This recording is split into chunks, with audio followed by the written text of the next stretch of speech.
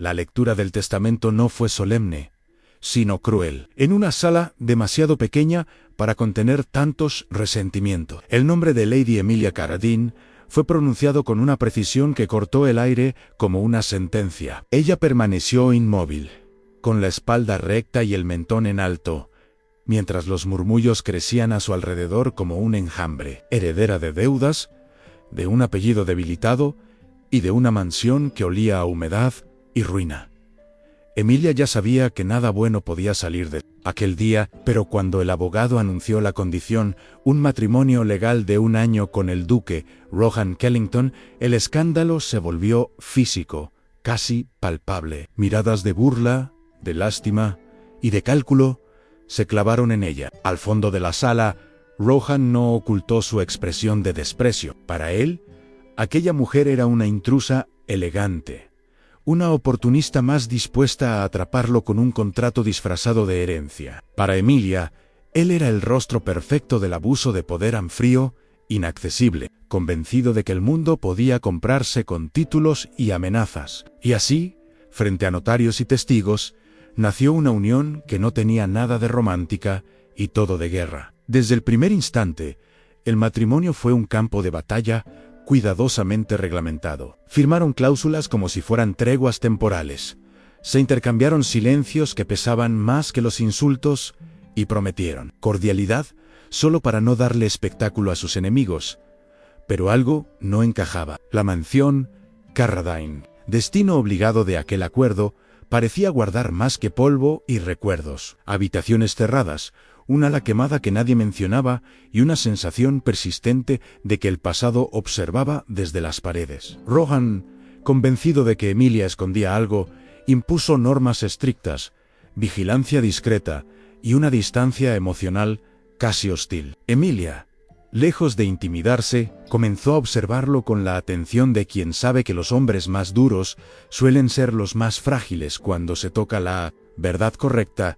A ninguno confiaba en el otro. Ambos estaban seguros de que el matrimonio era una trampa. Lo que aún no sabían era que no estaban allí para destruirse, sino para evitar que alguien más escapara impune. La llegada a la mansión Carradine selló definitivamente la naturaleza real del matrimonio. No era un refugio ni un hogar, sino un escenario de ruina cuidadosamente maquillada por la obstinación del pasado. Las paredes conservaban el olor de la humedad y del humo antiguo, como si el incendio del ala cerrada jamás hubiera terminado de apagarse. Emilia caminó por los pasillos con una calma aprendida a fuerza de sobrevivir, consciente de que cada objeto parecía juzgarla. Getratus toxidus, muebles cubiertos por sábanas, cartas olvidadas en cajones que nadie se había atrevido a abrir. Rohan observaba todo con una frialdad que no era indiferencia, sino una defensa automática. Aquella casa lo incomodaba más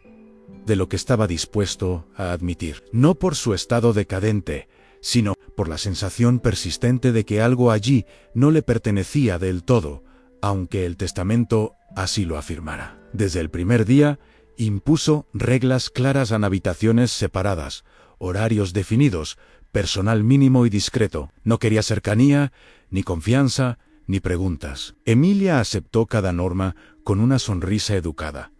No porque estuviera de acuerdo, sino porque comprendía que los hombres como Rohan bajaban la guardia cuando creían tener el control absoluto. Y mientras él vigilaba sus movimientos, convencido de que ella buscaba una grieta para beneficiarse, Emilia comenzó a observar lo que nadie más miraba: los silencios del servicio antiguo, las miradas esquivas cuando se mencionaba el ala quemada, los cambios de humor de Rohan cada vez que alguien aludía a su madre. La guerra no se libraba con gritos ni escenas públicas, sino con información, con paciencia y con la certeza de que el primer error sería definitivo. La tensión entre ambos se transformó lentamente en algo más peligroso que el odio abierto. Era una convivencia cargada de fricción constante, donde cada encuentro parecía un duelo contenido. Rohan se descubrió irritado por detalles mínimos, la facilidad con la que Emilia entendía documentos legales, la forma en que corregía cuentas sin pedir permiso, su manera elegante de moverse por espacios que, en teoría, no le pertenecían. Nada en ella encajaba con la imagen de una heredera desesperada. Emilia, por su parte, comenzó a notar las grietas del duque, implacable en las noches de insomnio, los paseos solitarios cerca del ala cerrada, el modo en que evitaba ciertos retratos como si lo observaran con reproche. Una noche, casi por accidente, ambos coincidieron en la biblioteca improvisada de la mansión. No hubo reproches ni acusaciones, solo una conversación tensa sobre el testamento, sobre el absurdo de una unión forzada por un muerto y sobre la posibilidad, todavía impensable, de que ninguno de los dos fuera el verdadero objetivo. Las palabras no suavizaron la hostilidad, pero la redirigieron. Emilia lanzó una pregunta que quedó suspendida entre ambos como una amenaza silenciosa. ¿Y si este matrimonio no es para atraparnos, sino para vigilarnos? Rohan no respondió de inmediato, pero por primera vez la miró sin desprecio. En ese instante comenzó a comprender que su enemiga no era la mujer frente a él, sino la mentira heredada que ambos habían aceptado sin cuestionar. Y esa revelación inicial, todavía frágil, empezó a erosionar la frontera entre la desconfianza y una alianza incómoda, tan peligrosa como inevitable. El descubrimiento de la ala quemada no ocurrió como un acto de valentía repentina, sino como una consecuencia inevitable de la curiosidad reprimida. Emilia llegó allí siguiendo una intuición persistente, guiada por la sensación de que aquella parte de la mansión no solo había sido cerrada por seguridad, sino por conveniencia. La puerta, oculta tras un tapiz desteñido, cedió con un crujido seco que pareció despertar ecos antiguos. El aire era más frío, más denso, impregnado de hollín viejo y de un silencio que no pertenecía al abandono, sino al olvido impuesto. Entre vigas ennegrecidas y muebles deformados por el fuego, Emilia encontró restos de una vida interrumpida, fragmentos de cartas, un joyero sin tapa, libros chamuscados que alguien había intentado destruir con torpeza. Fue allí donde halló el diario. No estaba escondido con cuidado, sino relegado como si quien lo hubiera visto por última vez confiara en que nadie se atrevería a volver. Las páginas frágiles y amarillentas no hablaban de escándalos públicos, sino de una vigilancia constante, de un matrimonio asfixiante, de una mujer obligada a callar incluso sus sospechas. Cuando Emilia leyó el nombre de Lady Muir, repetido entre líneas de miedo y resignación, comprendió que la tragedia no había sido accidental. La última entrada, escrita con una urgencia casi desesperada, mencionaba a una niña protegida bajo el apellido Carradine, una medida desesperada para salvarla de la misma jaula. Emilia sintió como el pasado se plegaba sobre ella con una claridad brutal. Aquella historia no era ajena, era la raíz misma de su propia supervivencia. Rohan leyó el diario en silencio, con una expresión que se fue descomponiendo página tras página. No hubo explosiones de ira ni negación inmediata, solo un derrumbe contenido, el de un hombre que descubre que su vida fue edificada sobre una versión cuidadosamente editada de la verdad a la imagen de su madre, siempre descrita como frágil y obediente. Se transformó en la de una mujer lúcida, aterrorizada y aislada por quienes decían proteger el linaje. La implicación de Lady Muir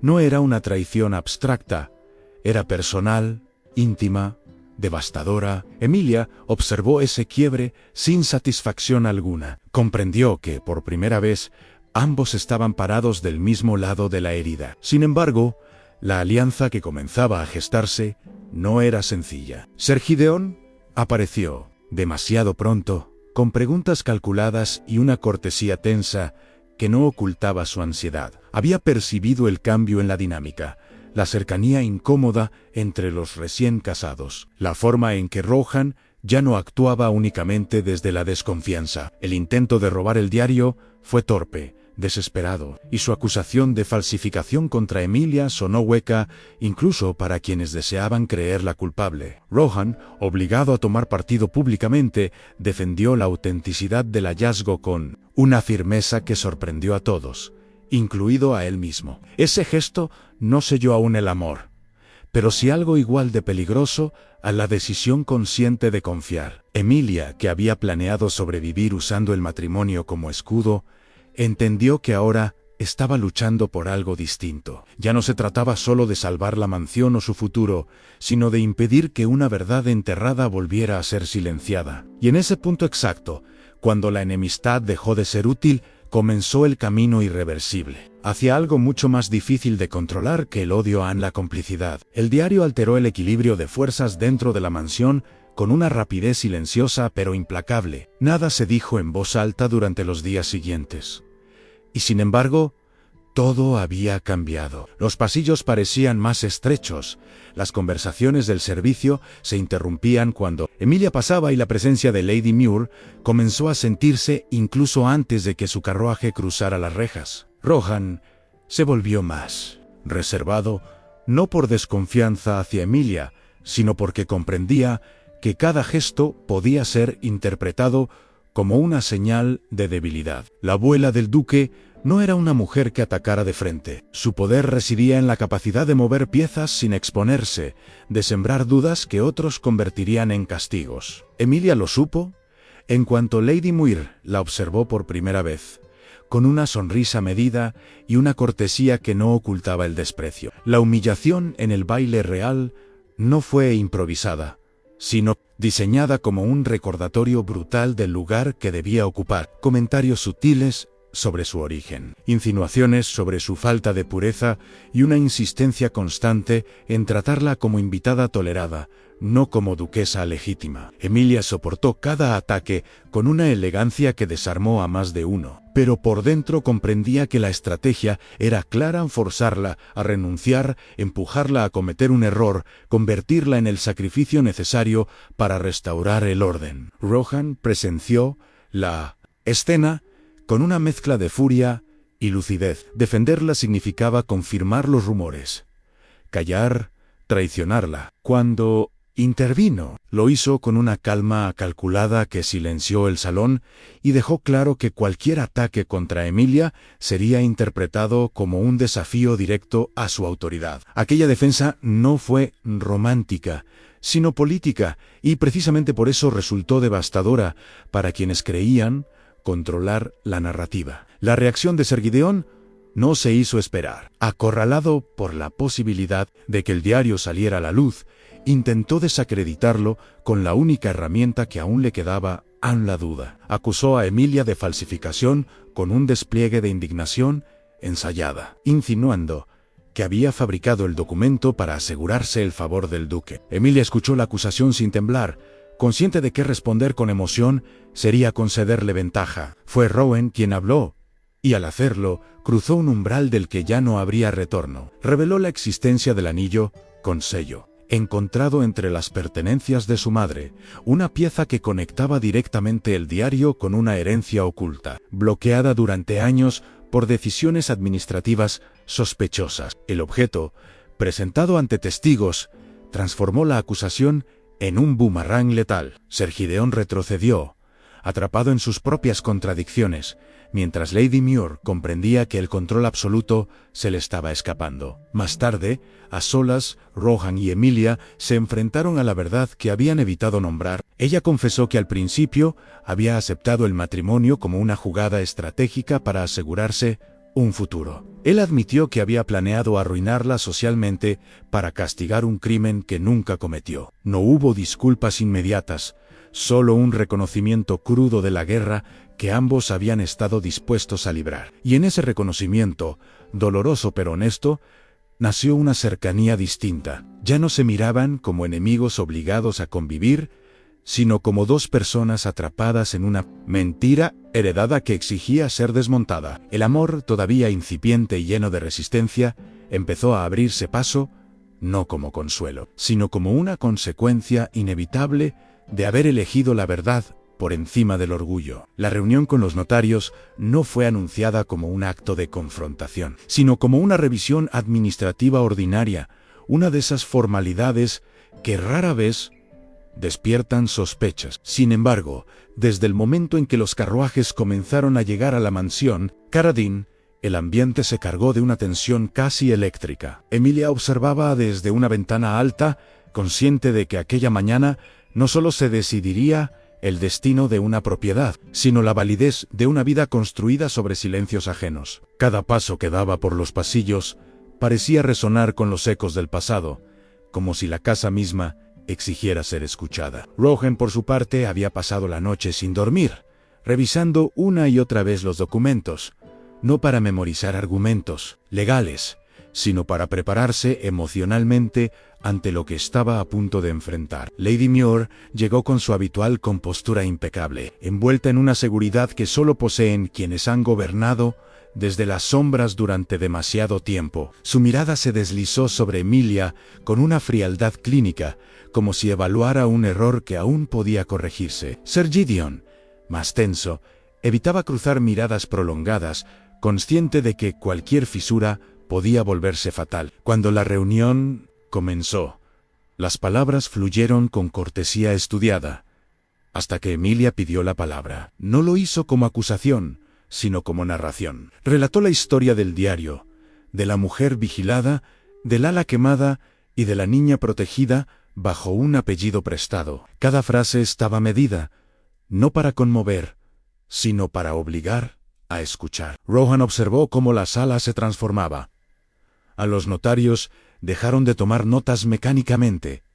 Los invitados intercambiaron miradas incómodas y el control que Lady Muir creía absoluto empezó a resquebrajarse. El momento decisivo llegó cuando Rohan se levantó y colocó el anillo con sello sobre la mesa. No fue un gesto teatral, sino una renuncia simbólica al silencio que lo había protegido durante años. Explicó la procedencia del objeto, la herencia bloqueada, los documentos alterados y el papel que Sir Gideon había desempeñado como intermediario necesario para mantener la farsa. La reacción fue inmediata y desigual en incredulidad, negación, miedo. Lady Muir intentó intervenir, apelando al honor familiar y a la necesidad de preservar el nombre por encima de errores pasados, pero su voz ya no tenía el peso de antes. Emilia la observó con una claridad nueva y comprendió que aquella mujer no había actuado por crueldad gratuita, sino por una convicción deformada de control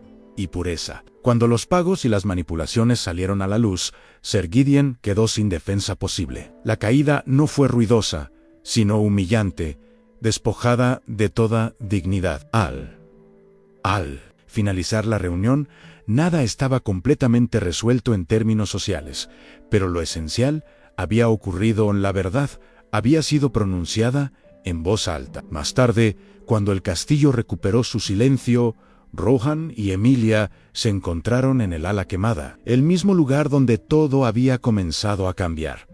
No hubo declaraciones grandilocuentes. Rohan le confesó que elegirla significaba perder apoyos, privilegios y una parte del mundo que conocía. Emilia respondió con una calma firme. Quedarse significaba dejar atrás la supervivencia basada en la astucia y arriesgarse a ser vista de verdad. Allí, entre cenizas antiguas y muros ennegrecidos, dejaron de ser enemigos unidos por un contrato y se convirtieron en aliados por elección. El amor, nacido de la guerra, no prometía seguridad, pero ofrecía algo más raro y valioso en la posibilidad de no volver a vivir una mentira heredada. Las consecuencias no tardaron en desplegarse, aunque no todas fueron visibles de inmediato. Londres reaccionó como siempre lo hacía ante una verdad incómoda, con una mezcla de escándalo, negación y oportunismo. Algunos cerraron filas en torno a Lady Muir por puro instinto de clase. Otros, más pragmáticos, comenzaron a distanciarse con rapidez, temerosos de que la caída fuera más profunda de lo esperado. Rohan fue citado en más de una ocasión por hombres que hablaban de responsabilidad y estabilidad, sugiriendo que aún estaba a tiempo de corregir el error si aceptaba sacrificar a Emilia. Como gesto de orden, él escuchó esas propuestas con la frialdad que lo había hecho temido durante años, pero esta vez no respondió con cálculos, sino con una decisión ya tomada. Rechazó acuerdos, renunció a respaldos y aceptó pérdidas que antes habría considerado inadmisibles. No lo hizo por heroísmo, ni por romanticismo, sino porque comprendió que conservar el poder a ese precio lo convertiría en una réplica exacta de aquello que había jurado desmontar. Emilia observó ese proceso con una mezcla de orgullo y vértigo. Por primera vez en su vida, no estaba usando la inteligencia para sobrevivir sola,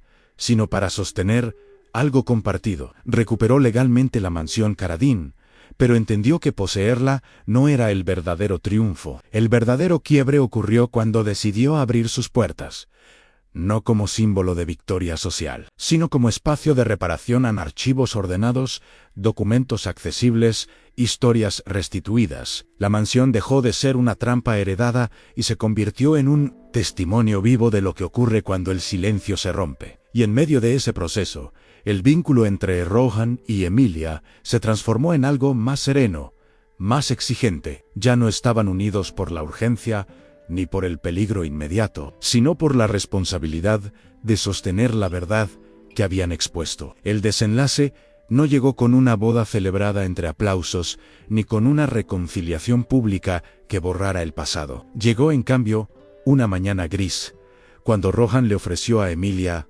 algo radicalmente distinto a un rescate en la libertad de elegir sin cláusulas ocultas. Le habló con honestidad de lo que podía ofrecerle y, sobre todo, de lo que no. Emilia escuchó sin interrumpirlo, consciente de que aquella propuesta era la primera en su vida que no venía atada a una deuda ni a una amenaza velada. Aceptó quedarse no por necesidad, sino por convicción. Eligió a Rohan no como duque, sino como hombre dispuesto a caminar a su lado, sin utilizarla como escudo ni como excusa. El amor que nació entre ellos no borró la enemistad inicial, ni las heridas que se causaron. Las integró como parte de una historia compartida que ya no necesitaba ser negada. Juntos redefinieron su lugar en un mundo que prefería las jerarquías claras y los silencios cómodos. No se convirtieron en ejemplo idealizado, sino en presencia incómoda. La prueba de que incluso los matrimonios nacidos del rencor pueden transformarse cuando la verdad se antepone al orgullo. Así, entre pérdidas aceptadas y elecciones conscientes, Emilia y Rohan descubrieron que el amor más peligroso no es el que nace del odio, sino el que sobrevive después de que todas las mentiras han sido expuestas. Si llegaste hasta aquí, no fue solo para conocer el destino de Emilia y Rohan, fue porque, en algún punto del camino, reconociste algo más profundo que una historia de época en la lucha entre lo que nos enseñan a ser y lo que, en silencio, deseamos elegir. Este canal existe para contar relatos donde el amor no aparece como una solución mágica, sino como una decisión valiente en medio del conflicto, del orgullo y de las verdades incómodas. Al suscribirte, apoyas la creación de historias largas, cuidadas y emocionalmente intensas, donde los personajes no son perfectos, pero sí honestos en su transformación. Aquí no se romantiza la crueldad, ni se endulzan las injusticias. Se narran con respeto, profundidad y una mirada humana que invita a reflexionar. Cada suscripción es una forma de decir que quieres seguir escuchando. Historias donde el romance nace del enfrentamiento, de la duda y del coraje de mirar el pasado de frente. Si buscas relatos que no te traten como espectador pasivo, sino como alguien capaz de sentir, cuestionar y acompañar procesos complejos, este espacio está hecho para ti. Si esta historia te conmovió, te incomodó o te hizo pensar, ahora es el momento de participar. Dar me gusta ayuda a que este tipo de narraciones lleguen a más personas que buscan algo más que entretenimiento rápido. Compartir el video permite que otras voces, otros corazones y otras miradas descubran relatos donde el amor no es fácil, pero sí transformador. Cada interacción sostiene este proyecto y hace posible que nuevas historias, con más secretos, más tensión y más verdad emocional, sigan naciendo. Aquí, cada historia es una invitación a detenerse, escuchar y sentir sin prisas. Gracias por acompañarnos hasta el final, por darle tiempo a los silencios y significado a las palabras. Si quieres seguir explorando romances históricos llenos de conflicto, profundidad y elecciones reales, te esperamos en la próxima historia.